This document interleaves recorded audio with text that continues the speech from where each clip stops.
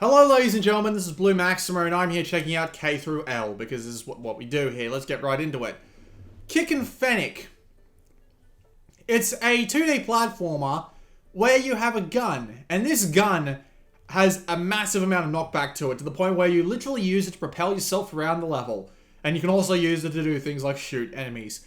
It's a really smooth experience is what I want to say about it. You get used to using the gun as both a propulsion tool and an attack tool really quickly. It looks lovely. It's got a nice story to it. Just the presentation with all the with the tower that's being overgrown is just lovely, and all the city and all that. It's a really neat little game. I would recommend it to anyone who's a fan of platformers. Kickbeat. It's a music rhythm game based around the idea that you're a martial artist in the middle of a bloody circle of enemies, and you have to try and beat them all up to the beat. And there's like 12 tracks in the game actually, but it's a little bit disappointing because they released a deluxe version with more tracks in there, like ones from Electronic Superjoy. But the music that's in there is pretty good. It's a lot of electronic stuff, and you can make your own tracks for it. Unfortunately, you can't do tracks that slow up and speed down. You have to have a constant beat going through them, but at the same time, it is pretty neat that you can do that. And a bunch of people have shared, like, optimal things online, so you can go and, like, put music on your Vita and then have it play while you play through the... and then you can have your music play while you play through the stage. It's pretty neat. Let's just hope the servers don't go down very soon, though, eh? Kilka Card Gods. I tried this game, didn't I? I swear I did. I'm trying to remember what the gimmick was. The gimmick was something. Yeah, I don't even remember this game. I did do a video on it. I just can't for the life of me remember what the gimmick was. Oh yeah, I remember. It was basically Sudoku with cards. That's basically what it was. You put your cards in your right place and the puzzle is complete, basically. Yeah. Not that hard to figure out. Interesting little puzzle game now that I remember it. Killzone Mercenary. The big first-person shooter on the Vita. The one that's actually worth getting. Has a few hours worth of campaign where you can slowly level up your guy and get all your weapons unlocked and stuff like that. Then you've got 6 multiplayer maps with 3 modes. Little bit disappointing. They did add a bunch of things via patches, like there is a bot mode. But yeah, you do get... It is one of the best looking games on the Vita. It runs at a decent 30 FPS lock. And you can choose what weapons you're taking and all that. So you get the big sniper, or you can take a big machine gun or something like that. It is the best FPS on Vita by far, and I would recommend it at $20. But yeah, it's a Killzone game, so it's going to feel like a generic sci-fi FPS no matter what you do. So yeah, I would suggest, just being wary of that. King Oddball by 10 Tons. Remember Baseball Riot that I talked about earlier on in the series? Same sort of thing, except you're swinging like a gem back and forth and you have to use that to kill everything. Still not terrible, but yeah, they need to not do that. Knock Knock. I never got around to playing this because I asked for review codes several times and I never got it. A little strange, but the idea is you're in a house and you got to try and survive whatever's going to try and get you, and apparently it's actually really good. But I never really actually got to play it. I probably should at some point. Nytt Underground. It's an exploratory platformer, which is actually kind of hard. It looks wonderful, but it's really maze-like, and it's really hard to figure out where you need to use your power-ups, like the ability to warp across long gaps in order to figure out where you need to go. It's a little strange. I never really got into it. I had a lot of trouble figuring that game out, so, take that as you will. Kung Fu Rabbit. It's a 2-dimensional platformer. It's a bit of a rip-off of Super Meat Boy, more or less. The idea is you got to try and get through as fast as you can while collecting a bunch of things and attacking things, and it does everything so averagely that I don't really like it that much. It's just, no real point. Go buy Super Meat Boy instead. You've got all the Lego games, which I'm going to skip all of them because there's like 10 of them. But the idea between all of them is basically the same. You go into levels, You beat people up with really simplistic brawler controls that aren't really enjoyable after the first couple of games. You collect as many studs as you can, you find all sorts of pickups and stuff like that, and you just go and you do all that, basically. That was my chair.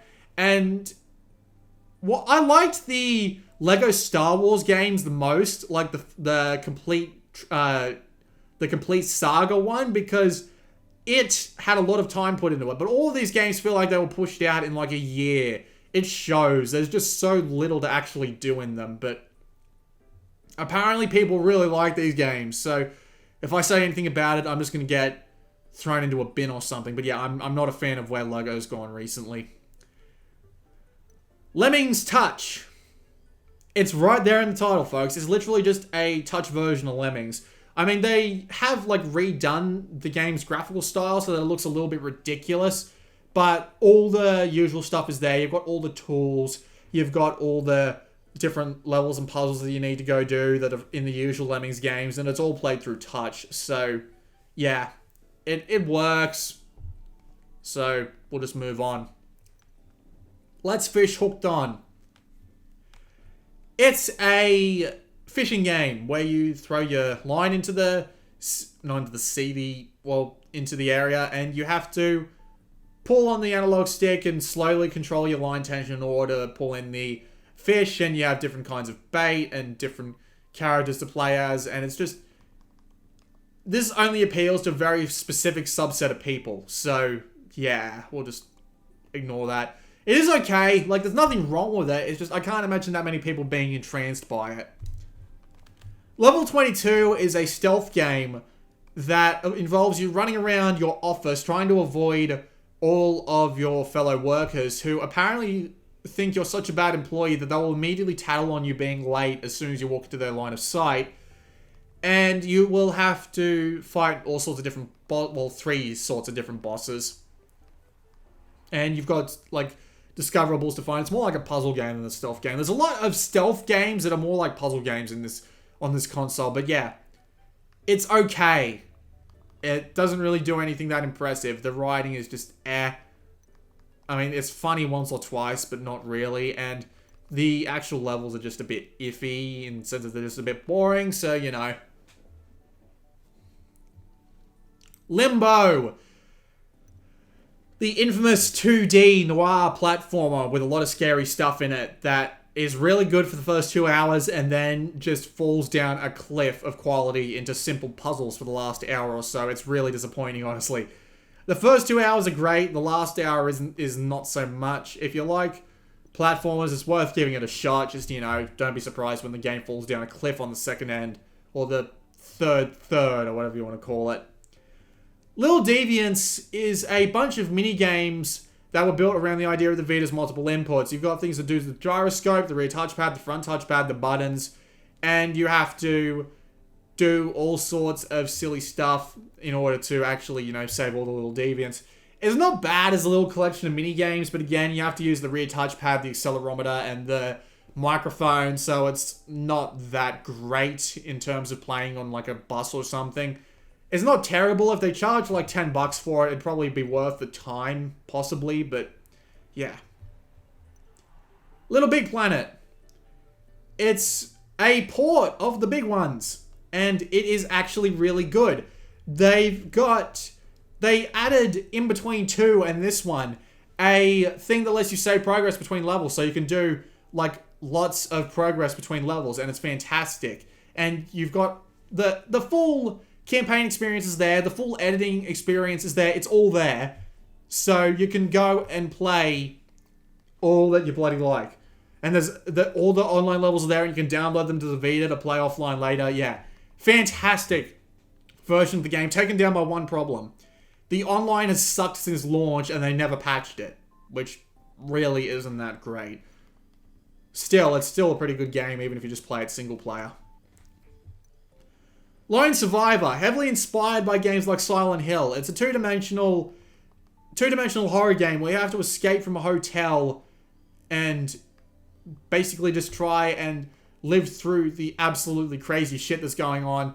And there's a bunch of new stuff in the director's cut version, and it's a really it's really expansive. You've got a ton of stuff to go do and find. You've got lots of bosses and stuff to fight. There's creatures to sneak around. There's lots of different endings. And the theme portrayed via a really low retro style soundtrack and graphical capability is actually really nice. And I do like The Lone Survivor a lot. So if you want a good horror game to play on the Vita, that's definitely your best bet.